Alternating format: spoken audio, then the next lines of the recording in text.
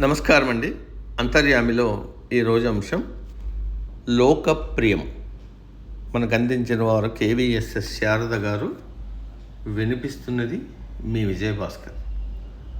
ఒక్కొక్కరికి ఒక్కొక్క ఇష్టం ఉంటుంది. మనుషులకే కాకుండా పశువులు, పక్షులు, వృక్షాలు లాంటి వాటికి కూడా ఇష్టాలు ఉంటాయని ప్రకృతి పరిశీలకుల మాటల వల్ల తెలుస్తోంది. వృక్షాలకు కూడా ప్రాణం ఉంటుందని, వాటికి ప్రియమైన వాతావరణ పరిస్థితులకు స్పందించి సుఖదుఖాల అనుభూతి చెందుతాయని జగదీష్ చంద్రబోస్ నిరూపించారు.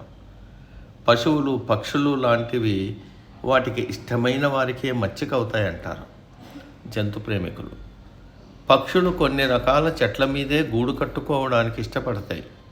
తేనెటీగలు కొన్ని రకాలైన పువ్వుల నుంచే మకరందాన్ని సేకరిస్తాయి. ఇవన్నీ వాటికి ప్రియమైన విషయాలు కాబట్టి అలా ప్రవర్తిస్తూ ఉంటాయని అర్థం చేసుకోవచ్చు. దేవతల్లోనూ ఒక్కొక్కరు కొన్ని ప్రత్యేక రంగులు, పూలు, ఆకులు లాంటి సంబరాలను, కొన్ని రకాల ప్రక్రియలను ఇష్టపడతారని పురాణాల వల్ల తెలుస్తోంది. శివుడు అభిషేకాన్ని చాలా ప్రియంగా భావిస్తాడు అంటారు.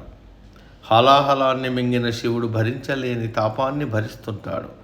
దాని నుంచి ఉపశమనం కోసం అభిషేక ప్రక్రియను నిర్వహిస్తే తాపం నుంచి ఉపశమనం కలుగుతుందని, దాని అంతరార్థం మాత్రం ఆ అభిషేకానికి ఉపయోగించే వనరుల స్పర్శ, వాసన, స్వీకరణల వల్ల మానవులకు ఆరోగ్యం చేకూరుతుందని. అలంకార ప్రియుడు విష్ణువు. విష్ణుమూర్తి అవతారాలైన కృష్ణుడు, జగన్నాథుడు, పాండురంగుడు, వెంకటేశ్వర స్వామి మొదలైన అన్ని దేవతామూర్తులను పూలు, నగలు, వస్త్రాలు ఇంకా అనేక వనరులతో అలంకరిస్తారు. అలంకారం మనసుకు ఆహ్లాదాన్ని ఇస్తుంది.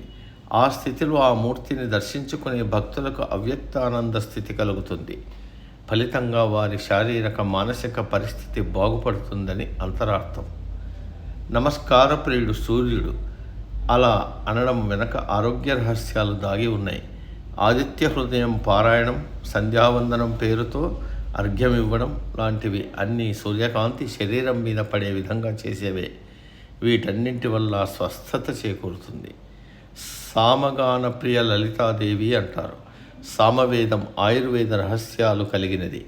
ఆ విషయాలను విశ్లేషణ చేసి తెలుసుకునే వారికి చికిత్స చేసే పరిజ్ఞానం కలుగుతుంది. కానీ కేవలం ఆ వేదాన్ని పఠించడం వల్లనే స్వరపేటికలోని నాడులు స్పందించి పఠించిన వారి శారీరక, మానసిక ఆరోగ్యం బాగుంటుంది. కలహప్రియుడు నారదుడు అనే నానుడి ఉంది. ఆయన వల్ల లోకోపకారమే జరిగింది. మారేడు దళాలు శివుడికి, తులసి విష్ణువుకి, గరిక వినాయకుడికి, కుంకుమ అమ్మవారికి, ఇలా ఒక్కొక్క దేవతకు ఇష్టమైన పూజా ద్రవ్యాలుగా చెబుతారు. వీటన్నింటిలోనూ ఆరోగ్యకారకమైన పర్యావరణానికి హితాన్ని కలగజేసే గుణాలున్నాయి. చేతివేళ్ల చివరలతో పూజ చేస్తారు. ఆ ప్రదేశాల్లోనే శరీరాన్ని ప్రేరేపించే నాడులుంటాయి. అలా పూజ చేసేటప్పుడు వేలి చివరలకు స్పర్శ ద్వారా ఆయా పత్రాల్లోనే ఆరోగ్య లక్షణాలన్నీ శరీరానికి చేరతాయి.